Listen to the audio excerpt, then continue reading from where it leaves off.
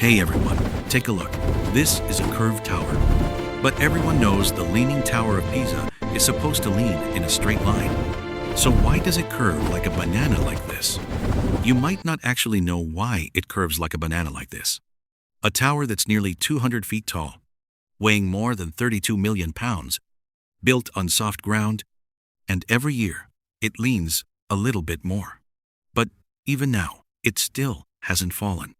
If you want to know why it doesn't just lean straight, but instead curves like a banana, and why it keeps leaning a little more every year for more than 800 years, yet still hasn't collapsed, the interesting part of the story will appear near the end of this video. I'm really excited to tell you about these fascinating details. And now, let's explore this banana-shaped tower together. The Leaning Tower of Pisa is located in the city of Pisa in Tuscany, Italy. It's not a standalone monument. It's the bell tower of a religious complex known as Piazza del Duomo or Piazza dei Miracoli. This complex includes the cathedral, the baptistery, and the Camposanto cemetery. Construction began in 1173 and stretched into the 14th century. Its height measures about 55.86 meters on the lower side and 56.67 meters on the higher side. Because, well, it leans. But let's put the numbers aside. What really matters is this. The tower stands on a very difficult foundation. Soft soil, easily compressed, and uneven. And that single fact set off everything that makes this tower so fascinating. The tower leaned as a child, not in old age. You might think the tower leans because time wore it down. No, it started leaning during construction.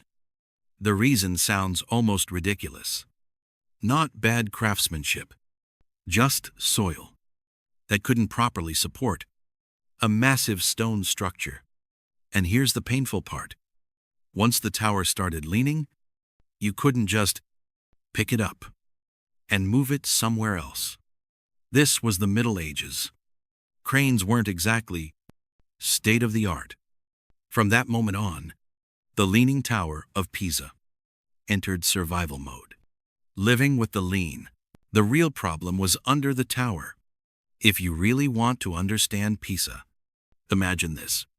You place a chair on wet mud. You sit down, one leg sinks first. The chair tilts, and once it tilts, gravity shifts more weight to that side, which makes it sink even faster. That's exactly what happened to the tower. Soft soil caused uneven settlement, and once the tower leaned, gravity helped it lean even more. Over time, here's the key lesson. Building strong isn't always enough. You can build something beautiful, something solid, but if the ground beneath it is wrong, everything fails. And Pisa is the most famous proof of this idea. You can be great, but where you stand matters just as much. A backward solution, building crooked to stay upright. This is where it gets interesting. When the lean became obvious, they didn't demolish the tower. They kept building, but with a trick.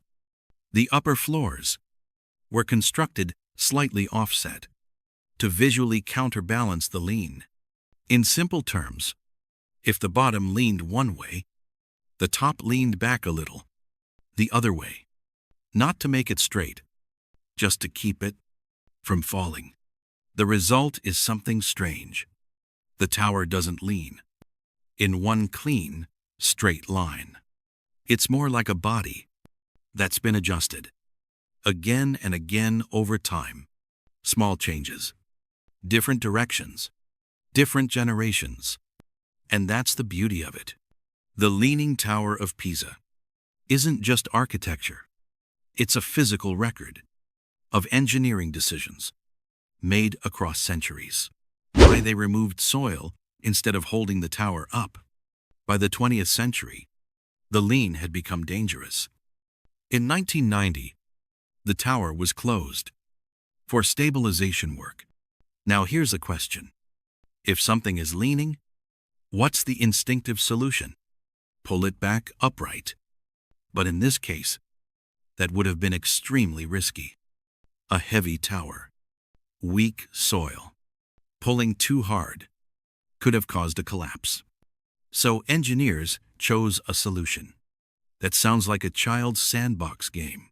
They removed soil from the side opposite the lean.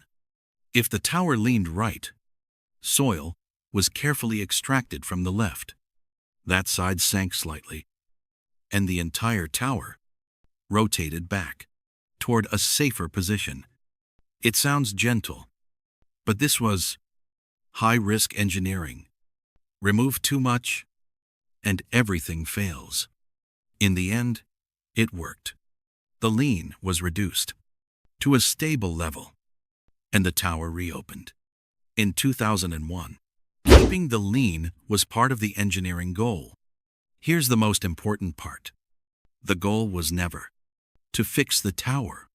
The goal was, don't let it fall, but don't make it too straight either. Because if it stood perfectly upright, it wouldn't be Pisa anymore. Even modern engineering had to respect the tower's identity. The lean had to remain obvious enough to recognize instantly. So engineering served a very human problem: safety and character. Pisa isn't a tower, it's a bell tower. Many people think of the Leaning Tower as a standalone tourist attraction, but originally it was a campanile, a bell tower for the cathedral complex. It wasn't built to be iconic. It was built to serve religious life. History just added a lean, a structure shaped by generations. The tower wasn't built in a single lifetime. It spanned decades, even generations. And when a project lasts that long, it stops being the work of one genius. It becomes the result of different hands, different ideas, and a lot of problem solving. Looking at the tower is like reading a book written by multiple authors. The only difference is, this book weighs 14,000 tons and constantly wants to fall over. Pisa's mindset: perfection isn't required. There's something deeply human about Pisa. The lean wasn't treated as a permanent embarrassment. Over time, it was accepted, then embraced. Think about it. A city whose signature feature is an engineering mistake. It sounds absurd, but it's real. And that's what makes the tower relatable. It feels closer to real life than flawless monuments, because it has flaws, and it survived anyway, preserving identity, not erasing history. When the tower was stabilized in the late 20th century, one principle was clear: preserve the lean, because the lean had become part of its cultural role. In other words, they weren't just preserving stone, they were preserving a story. The tower has two official heights. Look closely, and you'll notice something odd. The Leaning Tower of Pisa doesn't have one height. It has two. One side measures about 55.86 meters. The other about 56.67 meters. A small detail, but it reminds you, this isn't just a tilted object. It's a living geometry, where every measurement comes with conditions. The tower's body curves like a banana. From a distance, the tower looks like a simple tilted cylinder. But look closer, especially at technical diagrams, and something strange appears. The axis of the tower isn't straight. It gently curves, segment by segment, like the shape of a banana. The reason is simple. The tower wasn't built all at once. Every generation faced the same problem: It's leaning. And every time, they adjusted slightly. One floor leaned one way. The next corrected a bit. Over centuries, those decisions stacked up. The result? The tower doesn't just lean. It bends with history. If you sliced it vertically, the center line wouldn't be straight. It would be a smooth curve, like a banana, shaped by countless hands. And that's what makes this detail so powerful. The Leaning Tower of Pisa isn't just one mistake. It's the sum of many intelligent responses to that mistake. One error at the start, many corrections after, frozen into the shape we see today. Even sound had to live with the lean. One reminder: this is a bell tower, which means bells, movement, and vibration. When the tower closed in 1990, bell operations were affected too, because a leaning tower isn't just about standing or falling. It's about function, sound, stairs, loads. Everything has to work. While slightly off balance, if the tower were straight, it might be forgotten. It sounds harsh, but it's true. Italy has countless beautiful bell towers. Only one leans without collapsing. The lean turned Pisa into a question, and questions pull people closer, preserving a mistake instead of erasing it. Preservation usually means protecting what's right. Pisa did the opposite. It preserved what was wrong and made it safe. That's a rare kind of maturity. You don't deny the mistake. You learn to live with it and strengthen it. That's why Pisa is more than architecture. It's cultural wisdom. Modern engineering negotiates with nature.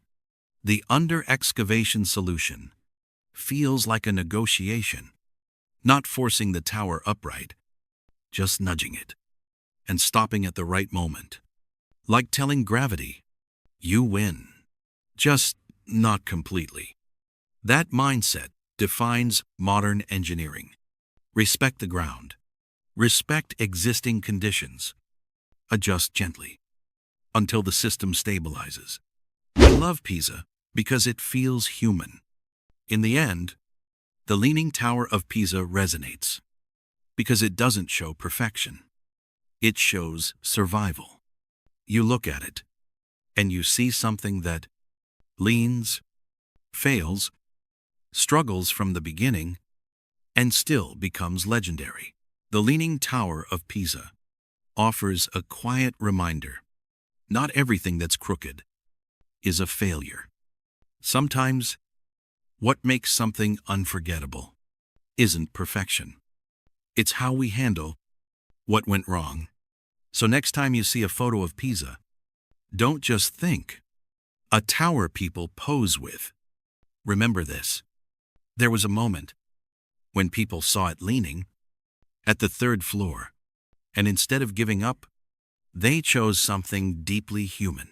They continued, but smarter. And because of that, the world now has a symbol, standing there, leaning there, and making us curious every single time.